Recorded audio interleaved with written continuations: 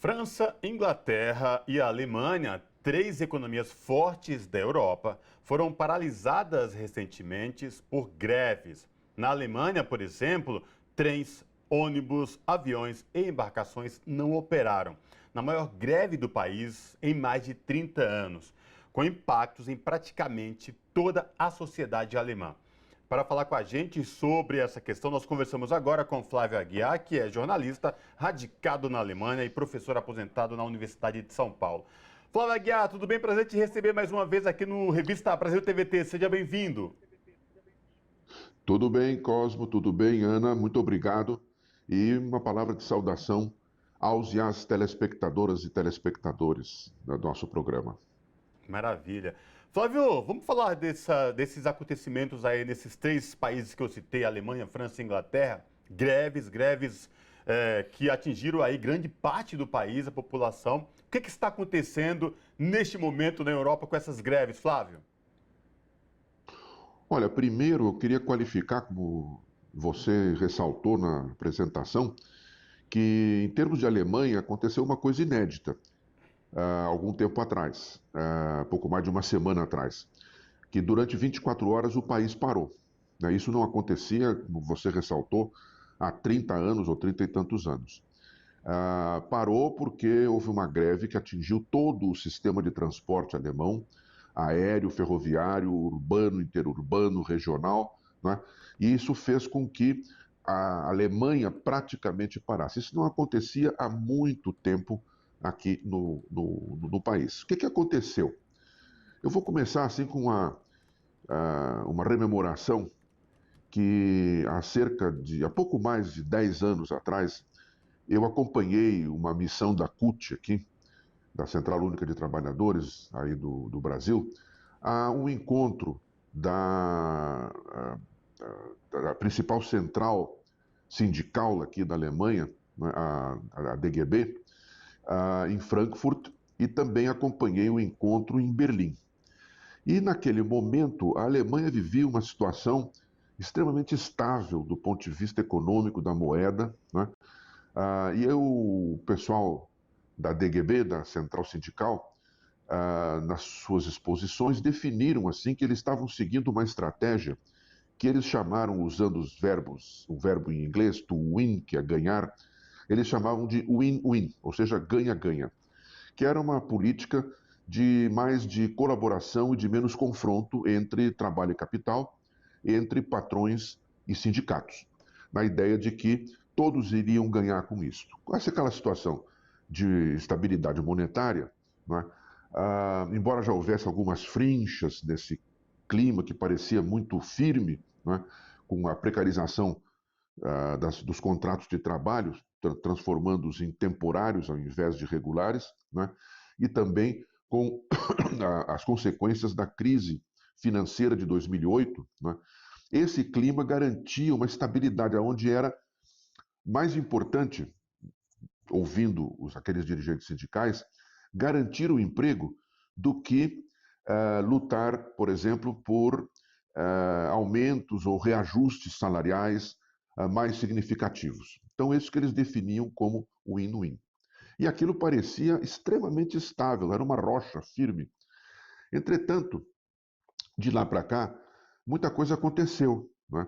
Primeiro, a pandemia, que provocou crises na economia muito grandes, com fechamento de vários empreendimentos comerciais, prejudicando o setor serviços, provocando desemprego.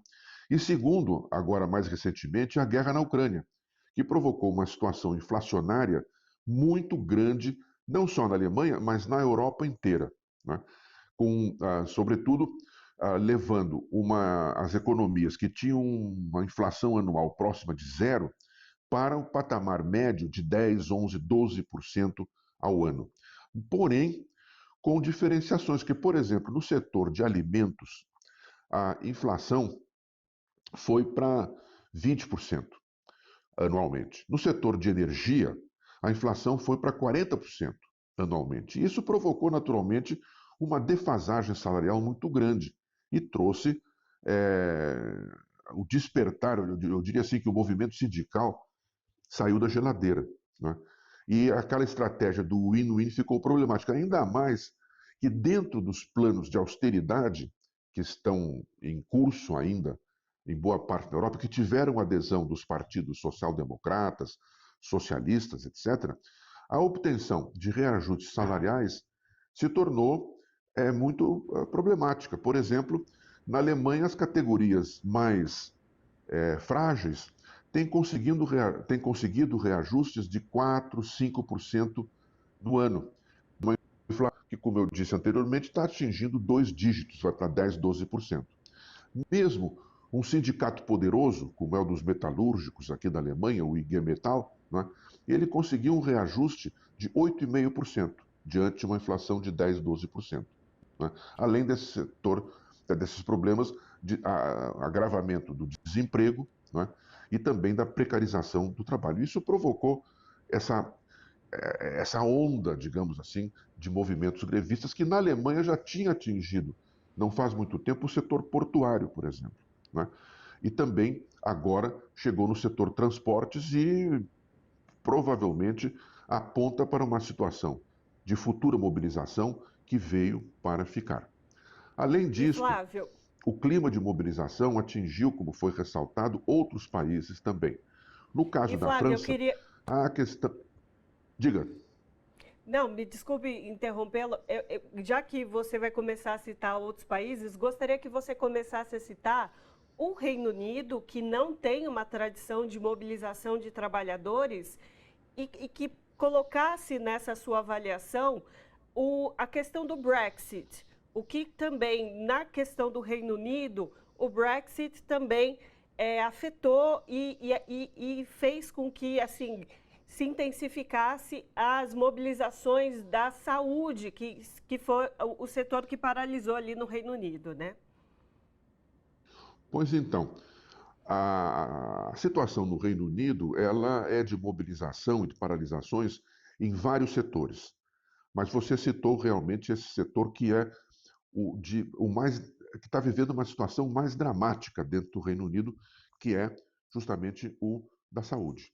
Há uma questão histórica nisso. O Reino Unido tinha um sistema de saúde considerado exemplar, sistema público de saúde, considerado exemplar, depois da Segunda Guerra.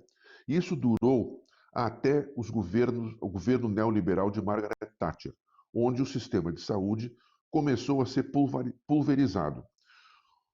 Os planos de austeridade das políticas neoliberais assumidas pelos governos conservadores não ajudaram a recuperação do setor. E o Brexit, ou seja, a saída do Reino Unido da União Europeia, agravou a situação porque dificultou a imigração para o Reino Unido. E muitos desses setores serviços, eles são cobertos hoje por imigrantes. Né? Não só no Reino Unido, mas no Reino Unido isso atinge inclusive o setor de saúde. Ou seja, houve uma conjugação de falta de verbas adequadas para o setor de saúde com uma falta de pessoal, o que fez também com que não só o serviço fosse prejudicado para os usuários, mas que fez com que as condições de trabalho piorassem dramaticamente.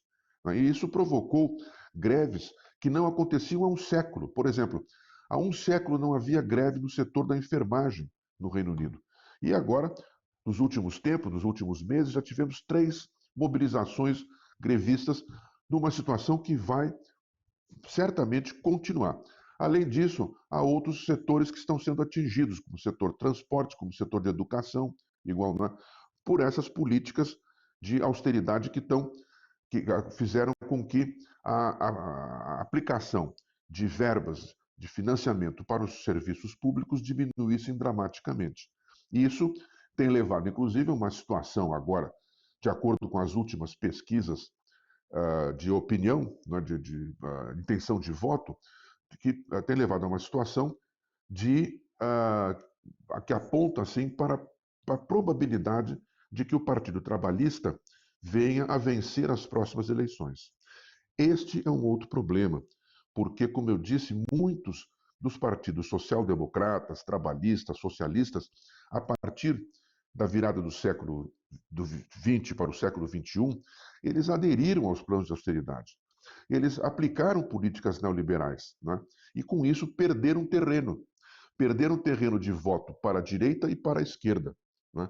No caso do Reino Unido, por exemplo, houve um caso dramático nas últimas eleições, né, que fez com que cinturões considerados tradicionalmente pertencentes ao Partido Trabalhista, como era o caso das antigas minas de carvão, votassem com o Partido Conservador em nome de proteger os empregos diante dessa precariedade que está atingindo, inclusive, a falta de mão de obra em vários setores. Né?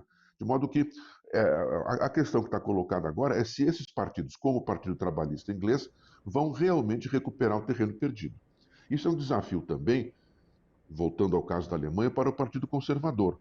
Uma questão que está colocada é se os conservadores vão recuperar o terreno perdido nas últimas eleições, quando perderam o governo federal para o Partido Social Democrata, que está numa situação, digamos, muito instável, porque a coligação liderada pelo Partido Social Democrata, de Olaf Scholz, o atual chanceler alemão, é formada pelo Partido Verde e também pelo FDP, que é um partido liberal.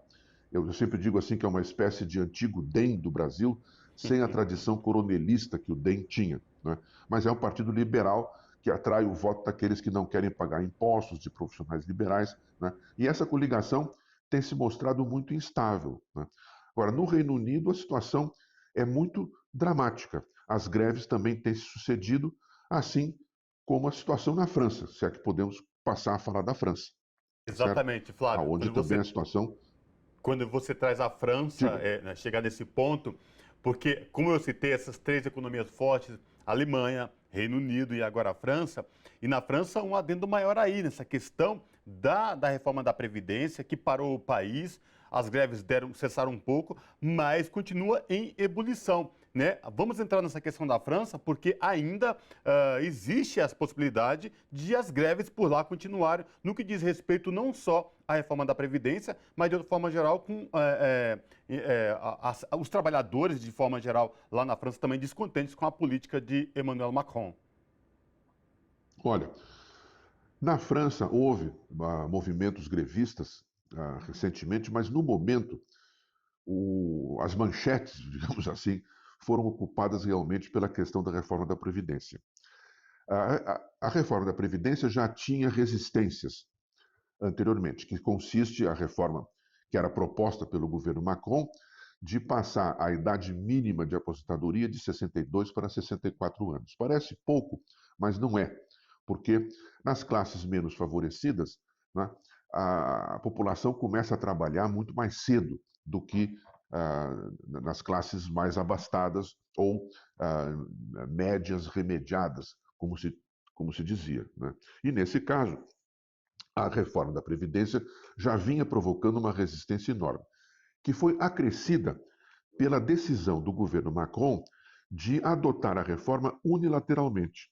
Diante dos impasses que estavam colocados do parlamento francês, Emmanuel Macron decidiu baixar a reforma da Previdência por decreto. Isso aumentou a resistência. Na semana passada, houve uma tentativa de consertar algum acordo político entre os sindicatos, as centrais sindicais e o governo. Falhou, o que indica que as mobilizações vão continuar.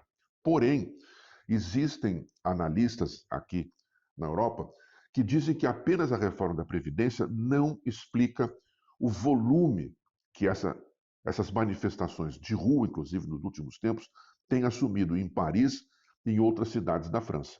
Eles dizem que também está aí a questão inflacionária, também está aí a questão das condições de trabalho, e outro detalhe que não é considerado secundário é que a polícia francesa, em muitos casos, reagiu às manifestações com extrema brutalidade, com espancamentos, pancadarias, gás lacrimogênio, o que foi considerado altamente inadequado e também provocou, não é, ao contrário do que a polícia esperava, um recrudescimento, um fortalecimento das manifestações. De modo que a situação também é bastante complexa e existe ainda, como eu mencionei, a questão inflacionária, o preço da energia, embora isso não seja tão dramático quanto em países como a Alemanha, que dependiam muito mais do fornecimento do gás russo do que a França, que tem centrais nucleares que fornecem grande parte da energia consumida pela indústria e também pelos serviços e lares na França, né? Mas existe a questão também da produção de alimentos. A produção agrícola foi muito afetada, não apenas pela falta da importação de grãos que vinham da Ucrânia, mas também pela falta de fertilizantes que vinham da Rússia.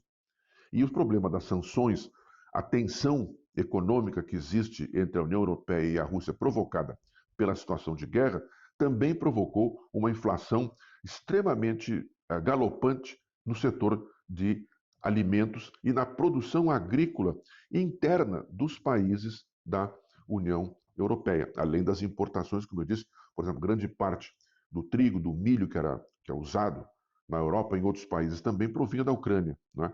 E alguma parte também da própria Rússia.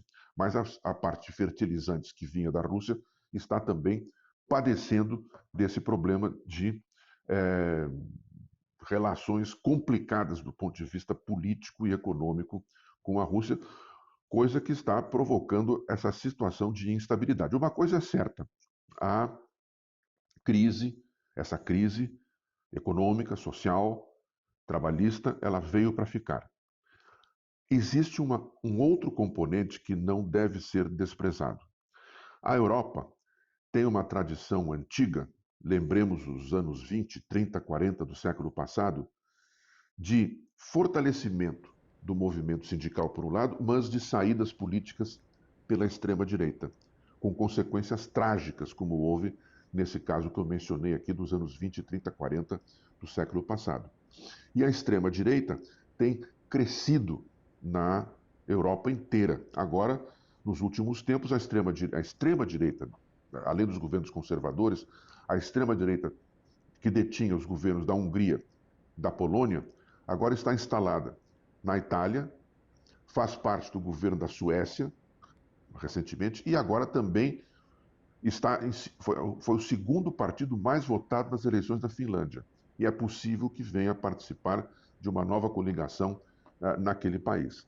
Esse fortalecimento dos movimentos da extrema-direita é generalizado, inclusive na França.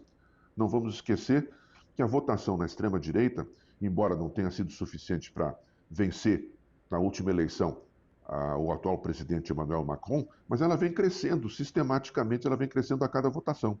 Quer dizer, isso também provoca uma situação de instabilidade política no continente e de temor até pelo que possa acontecer na própria União Europeia. Então, politicamente, essa situação de instabilidade social tem provocado também uma sensação de instabilidade política que certamente vai perdurar também nos próximos tempos. Um detalhe que eu queria mencionar. Naqueles encontros que eu mencionei de mais de 10 anos atrás, né, os dirigentes do IG Metall, dirigentes da DGB, a central sindical alemã, eles manifestaram assim algumas críticas veladas aos companheiros da CUT, né, acusando-os veladamente de serem muito radicais, preferindo uma estratégia de confronto à estratégia de cooperação. Eu teria uma curiosidade, eu não sei agora, mas eu teria uma curiosidade de saber o que eles diriam agora, nesse momento em que a instabilidade chegou na Europa e chegou para ficar.